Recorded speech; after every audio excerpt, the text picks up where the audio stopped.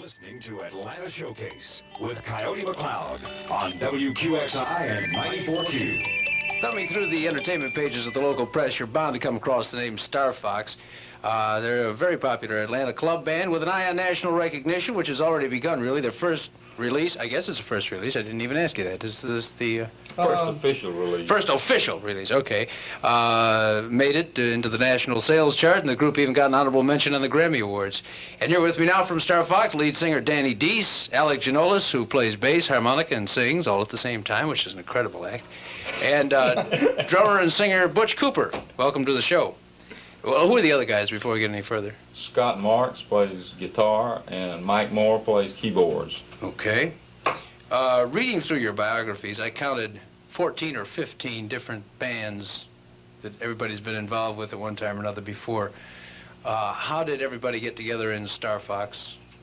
Danny and I and Aleck have played together in different bands for about 7-8 years now, on and off in different groups. And like what, were they Atlanta bands? Yeah, right. Well, why don't you name a few people? Yeah, well, you know, like Butch and I, back in the early 60s, we were in a group called the Imposters, which we had pretty well a local following, and we did a record, believe it or not, an old James Brown tune. And, well, we got a little recognition off of it, and I was in a band called the Mysterians, which was out, you know, I understood it. Someone thought it was... I did. Yeah, right, the Puerto Rican band or something, but that wasn't me. No, not just a Puerto Rican band. Question mark and the Mysterians is what I had. They had a big hit with 96 Yeah, well, that's years. where the question mark came in. You know, like, believe it or not, the Mysterians I was in was out on the scene before the original question mark and Mysterians. And I used to get a lot of, you know, hey, are you him? And, you know. You've been around that long? Oh, yeah. You're an old man, aren't Yeah, I've been in and out of the music scene a lot, yeah. Okay, so everybody eventually got together in Atlanta, right? Mm-hmm. Right. And how long has the band been together? Oh, approximately a year and a half. About a year and a half. And in that time, you have you've played a lot of clubs. You're in all the every time you read the entertainment pages, there you are, and you've got a record deal. How did the record deal come to be? At first, we had a group that was just put out a record just to see what we could do with it.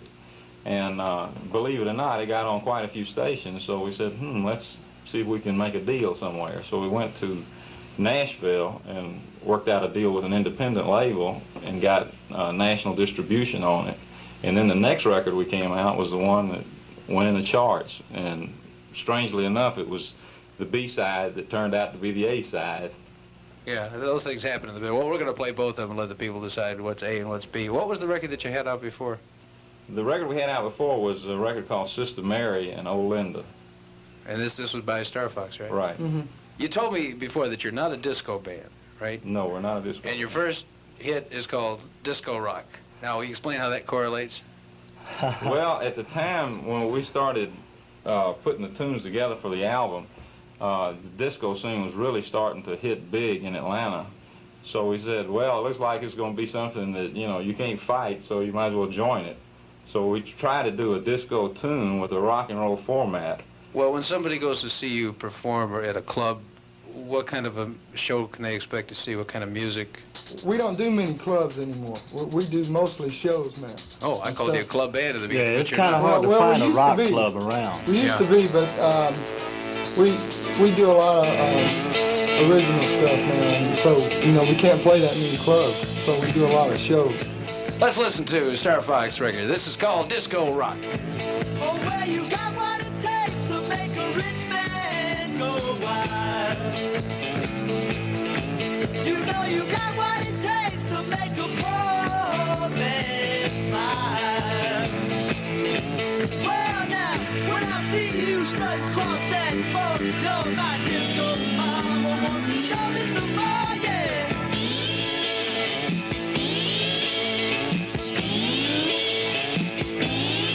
Oh, well, disco baby, know I love you so. But that disco rock will never, never let you go. Yeah, now, when I see you doing it on that floor, you're my disco baby, you're the one I love, yeah. floor and move your feet. All you gotta do is dance around to the drummer's beat. Come on, let's get together, do the disco rock. Yeah, I got the guitar picking it right on top. Ooh, so fast. Oh, well, now disco rock can really make you swing and swing. And you can't stop dancing till the break of day. So when I see you strutting across my block, don't like it, no, baby, you're the disco rock.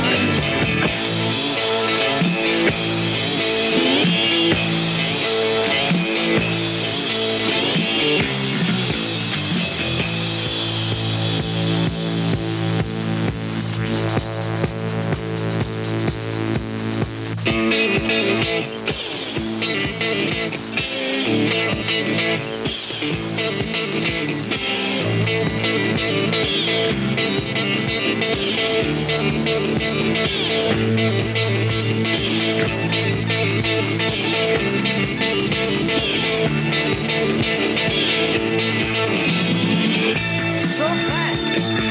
Yeah. Disco with me. Hey, come on. Let's do it now.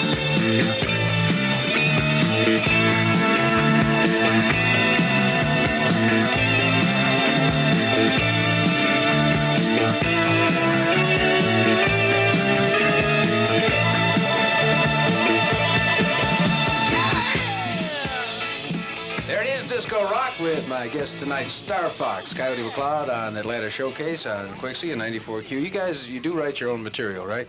Right. I'm curious about something. When somebody in the band writes a song, does he then take it to the rest of the band and say, here's what I wrote, and what do you think? And then everybody says, yeah, that's nice, or no, it's a piece of garbage, or how does that work? Well, it's basically that way. Like whenever Butch wrote Disco Rock, it was first called Disco Mama, and you know, we thought that was a little too heavy, so we changed it around and... Can't get heavy with disco music. Ask Casey. Yeah. Man. Don't try and get heavy. Yeah. Yeah, well, you know, we... At the first time I ever sung the song to put scratch vocals on it, I was reading the words off of paper because we changed it around so many times. And we finally came up, because we thought, you know, like, you needed more sensible lyrics. His second album, Insert Hour, and tonight we're going to be featuring Starfoxx, band out of Atlanta. Really not that well known around here to a lot of people, so we thought we'd present that and make them better known to you. Starfoxx, coming up right after this. And the newest member of the group, Starfoxx. Also, Butch Cooper, who was on drums and vocals, and Aleck Janoulis. Okay. Me too. He plays bass, harmonica, and vocals. All at the same time. All at the same time, which, quoting somebody else, is quite some act. And Sammy Stewart, the road manager who tries to keep the whole band together. Welcome to WRAS. Well, we're happy to be here. Good. I wish we knew where Danny was. No, I told you where he was. He was off with some blonde. Yeah. Anyway, tell me, where's the group from? We're from Atlanta. And now we've got one of our people here from Oregon, that's Scott. Well, I came to Georgia in 1970, and somewhere along the way I never went back home. And about that time I met with Alex, and we started working in a band together. A little while later, I started working with Butch in a band, and pretty soon all of us got together. And what about you, Tim? Where did you come in? Where did I come in? Actually, I was playing with another group, and we split up. And out of the blue one day, Scott called me up and said, "Hey, I heard you wasn't playing at the present time," and asked if I'd like to come jam one afternoon. And so we jammed for a while, and asked if I'd like to join up. Oh yeah, and Butch. Well, I've been with the group since about 1973, and Scott and I, you know, we toured a lot up north, and I've known Aleck for about 9 years, you know, or 10 years, and so it's like Scott said, we got together as, well, not as Starfoxx, really. We first formed a group called Smaltz, and, you know. Smokes. Yeah. Schmaltz. Schmaltz. And I can see why that didn't make it. And Scott and I joined the group around that time. So I've been with the group for about 4 years.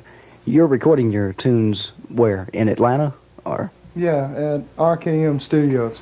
Now that we know something about you, let's talk about your first single, Disco Rock, which was played 14.6 megahertz up the dial from RAS. And now this record, I understand, was on the charts, but was only played on one station in Atlanta.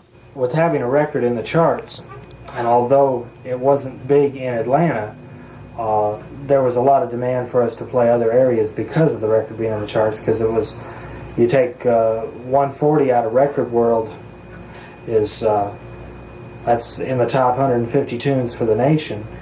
And although, like I say, it wasn't played in some areas, it was played in others, and we had to go there and promote the record. We've been up in Tennessee and over to Mississippi and so That's forth. right, I forgot to say that. We played several shows for different radio stations and things of this nature, and promoted the record and the group some. Where was it? Where did it get its heaviest airplay? Actually, the record broke in Chattanooga, Tennessee, and then they started picking it up in other cities, and it all happened so fast. We had to go follow up, you know, to the particular cities that the record was playing. What's really strange is the fact that a lot of people thought we were a disco band because the name of the song was Disco Rock, and it was really what our concept was to try to do a disco song with a rock and roll format. Try and please two audiences at one time. Right, in one of the places we put on a concert, we had a predominantly disco crowd there that was expecting, you know, a big disco night, and actually that was really the only song we played that was sort of disco, because we're basically a rock and roll band.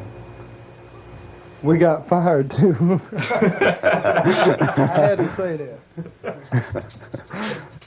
So why don't we listen to the first nationally released record by Starfoxx, entitled Disco Rock.